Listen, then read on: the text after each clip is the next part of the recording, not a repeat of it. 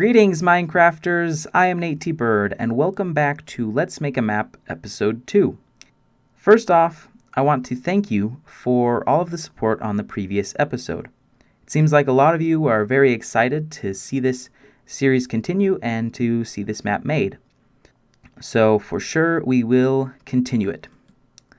Secondly, I want to talk about suggestions. I feel like sometimes it seems like I don't accept the suggestions that you give, but I do. I really do appreciate all of the suggestions. It's just the way that I work. What I do is I take a suggestion and I'm already analyzing it the moment I read it. But I take that and I put it in my mind and I just mull over it for a few days. I put it in a smelting pot. I just think about it, change it, analyze it, edit it, everything. And then eventually I'll come to the conclusion of what I like or what I don't like, and it helps inspire me. So just please keep that in mind. I do appreciate all of the comments, and I appreciate all of the support. So first and foremost, you will notice a few things have changed. I moved around the clock, I moved around the command blocks, I added a few command blocks, and yeah, just quite a bit has changed. I decided that I'm going to have each boss have their own row of chunks. So this chunk, that chunk, that chunk, that chunk, all of that will be for one boss, and then this will be for a different boss. And I'll just continue that because I need a lot of space, and I need to be able to do big randomizers like this. This is the randomizers. I've separated them out so that they are all right there with a large gap in between of 2 blocks. I also fixed a bug. Well, I didn't fix a bug, but I noticed the bug. We're going to fix it right now.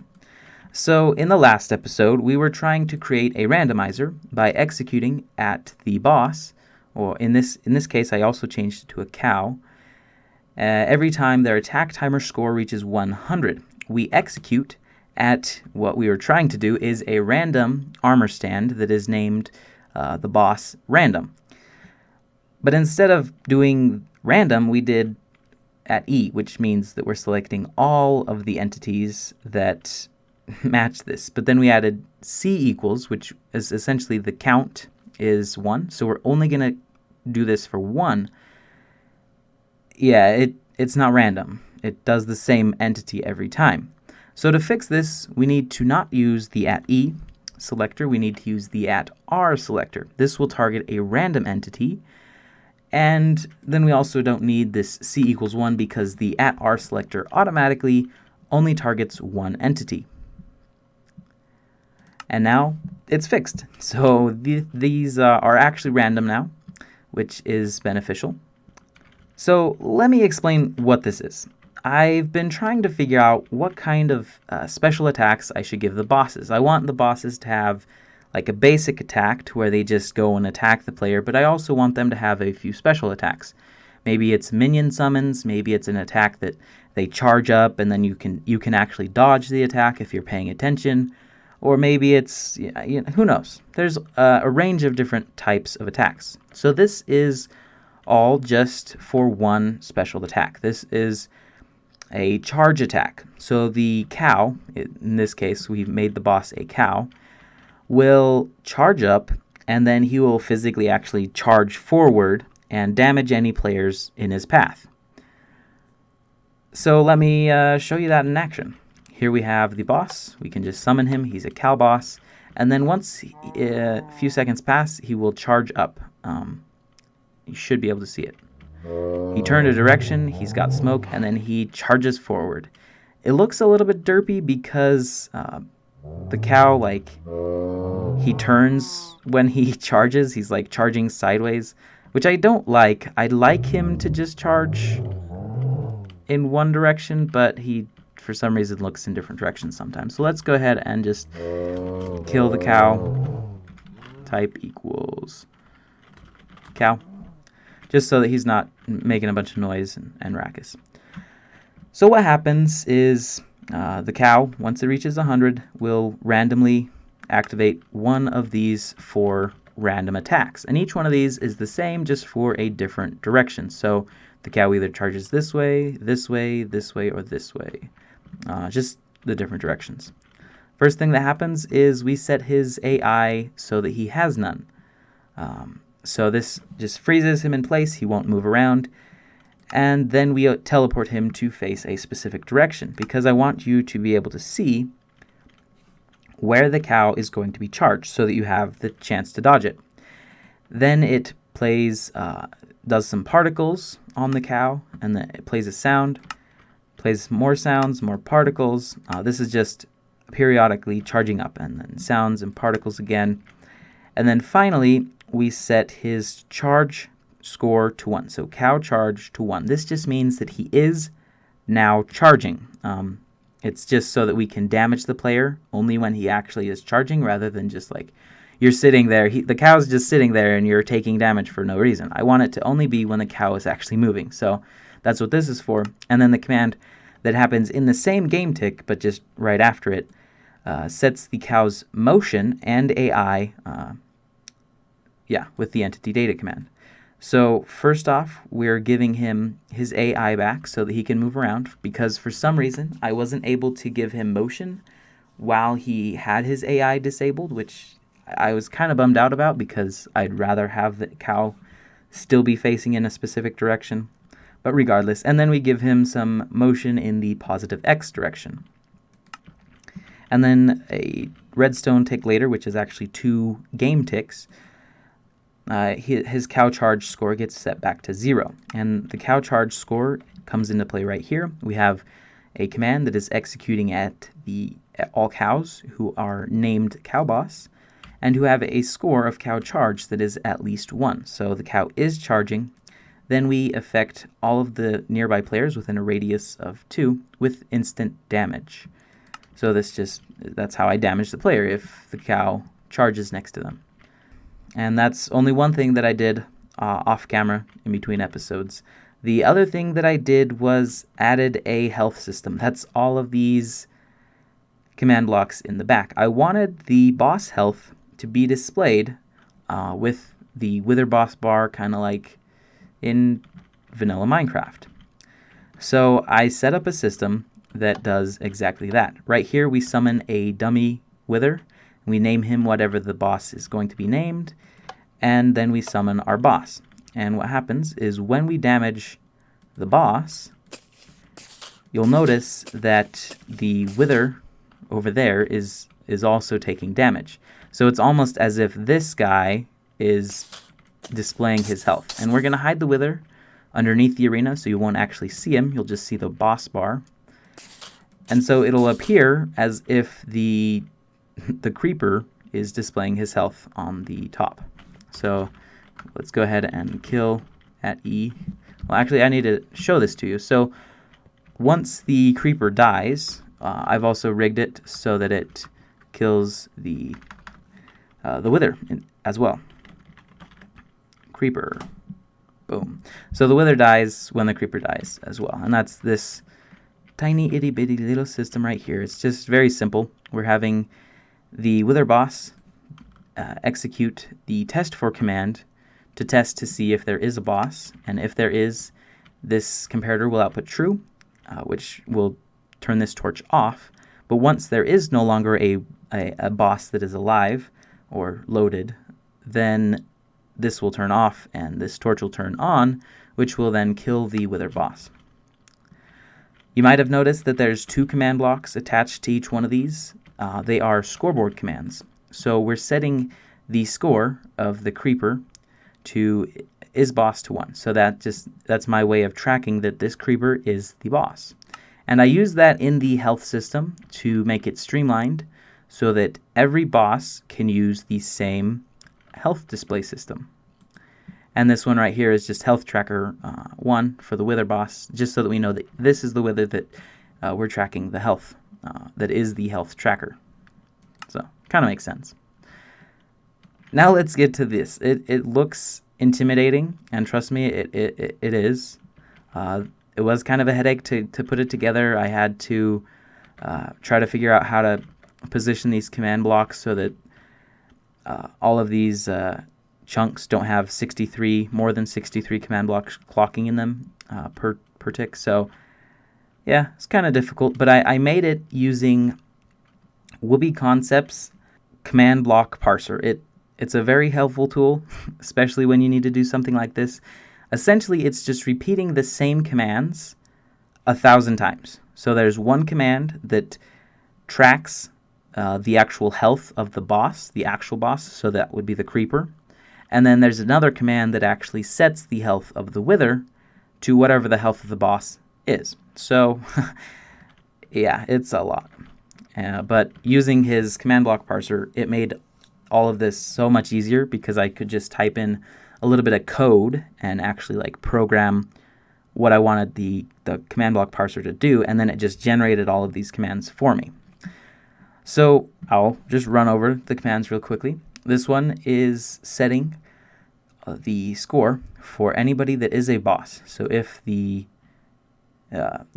entity is a boss, then we set their boss health score to 1 if their health is 1. And then that's what changes. So if their health is 5, we set it to 5. And so that the boss health score is now tracking how much health the boss has. And then these other commands right here are the ones that actually set the wither's health to display whatever the boss health is. So we're executing for the boss, so this would be the creeper. If his health is 1, at least 1 and at most 1, then we are going to run the entity data command for the wither that is the health tracker, and we are going to set his health score, or heal F score, to 1. And once again, so if the boss has 5 health, then we're going to set the wither's health to 5. So that's the basics of it, and there is 1,000 command blocks for these, and 1,000 command blocks for this. It's a lot of command blocks. It's definitely more than I've ever used in pretty much any of my maps. That's a lot. One problem with this charge mechanic is that sometimes the cow will just charge into a wall, and he'll just constantly be charging headfirst into a wall, and he gets stuck in the corner, and it's really annoying. So I want to try to add some more intuitive AI to the cow. So he'll detect if there is a wall in front of him, and if there is, then he won't charge into the wall. I would like to try to figure out how to program some AI for all of the bosses so that they're all smart. I haven't thought of a way to do it for all bosses very easily and simply, but I do have an idea for how we can do it for this one specific cow boss fight and for this one specific special attack. So I was thinking, like, the arena is laid out in a square. If the cow is up against this wall, and so this is a wall, and he randomly chooses to charge in that direction based on which randomizer he chooses, then what if we say, hey, if there's a wall right there, charge the opposite direction, because if there's a wall right here, then there's for sure not a wall over here. So we're going to use a series of execute detect commands to detect if there's air in a specific direction. So I'm thinking what we'll do is we will, have it... Wait, that might not work because both commands would activate at the same time. What I was going to say is that what if we have 2 commands for each one? So this one would teleport the cow to face in the negative X direction, and then we'd have the exact same command, but this one would make the cow face in the positive X direction. But only if, and this is where we would have a bunch of execute detect commands, so we'd have execute at E type equals cow, tilde, tilde, tilde. Wait, stop.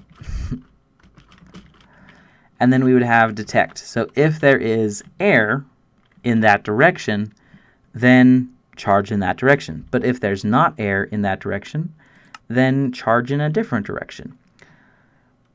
But now that I'm thinking about it, it won't necessarily work, because what if there's air in both directions? which direction will the cow choose to charge in. And I suppose we could do something with the order of command operations. So like this side will activate before this side. So if we have this command on that side and this command on that side, it'll first off teleport him to face in that direction, and then it'll face in that direction. So he'll always have priority over one of the directions. I think that could work. So just give me a bit of time off camera to set this up, because this is going to be kind of tedious and kind of boring. So I'll rig this up and then I'll get back to you. Alright, so here is a quick demonstration of what I have done. So you'll see the cow is now next to a wall. I've only enabled it so that he can go that direction, or that he chooses to go that direction. But if he is next to a wall, he will actually go in the opposite direction. So he's always going to try to go that direction, but if there's ever a wall next to him, then he will go a different direction. So he comes this way. But then if there is a wall, and it's within like 5 blocks even, it's not even right next to him, he'll go the opposite direction. So how I did this was, this command block right here has a series of execute detect commands. So this is how you detect for a set of blocks. You have one execute command that detects, execute detect command, if there is an air block right next to him, 1 block away.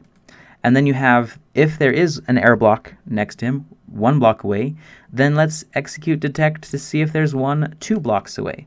And so this continues however many blocks you want. So this one goes 3 blocks away. Then we execute detect to see if there's one 4 blocks away. Then we execute detect to see if there's one 5 blocks away. And then if there is air blocks in all 5 of those positions, then we actually teleport the cow to face that direction. A little bit sneaky. I also implemented this isBoss score just so that we can give him whatever name we want, but still only execute for the boss cow. So also, once it reaches the end, these right here just give it motion. Once again, if there is a line of air blocks in that direction or in the opposite direction. And it has priority because of the order of command execution. You'll see that this command is the first command, say 1, -x. Here, let's go demonstrate it. So -x is the first command that activates, then it's +x. So this one happens first, and then this one does. So if he has airspace in both of those directions, first he'll teleport to face that direction, but then immediately after he'll teleport to face this other direction. Sorry, I'm getting excited. I'm kind of like talking really fast. And then once it gets down to here, it'll give him motion in that direction, but then immediately after it'll give him motion in that direction. So that's how I got it to work, and that's how it does work. Let's go ahead and get rid of the cow. It's kind of, the sound effects are kind of driving me insane. By the way, I think we're going to program, I'm going to get my friend to see if he can do some custom sounds for us. He did the custom voice acting in Cryptcrawler for the boss. A lot of you guys probably really enjoyed that, and I think it would be awesome if we could implement that in this system as well. So you'll probably notice that I still have a few things to do. I still need to do the execute detect for all of the other directions that the cow could potentially go in.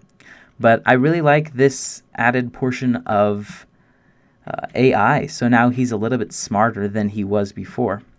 But we still need to program a whole lot more. I was hoping that we could actually get to programming another one in this episode, but I just wasn't prepared for it. I'll try to do it for next episode, though. I'll make sure that we actually do some programming on camera for you.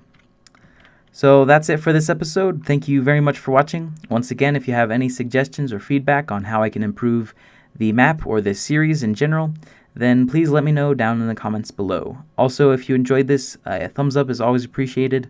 But without further ado, thank you very much for watching, and have a fantastic day.